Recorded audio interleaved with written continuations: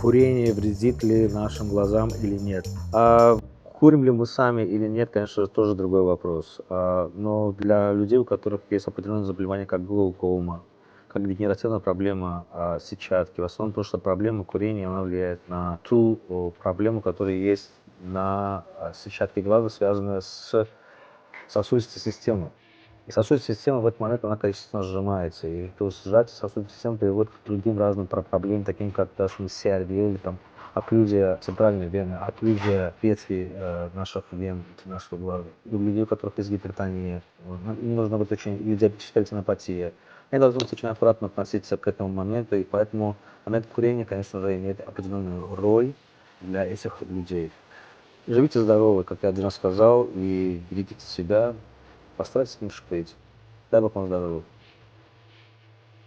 Amma bu doktor da imkan vermir ha, nə siqaret çəkməyə, nə enerji içməyə, nə araq içməyə. Nə yaşayırsan? Ona tütürün bu siqareti. Ala, ürəyin yerimə gəlsin. Ala. Qoymadı zərrəni bu təmiz havada. O belə yaşayış olar.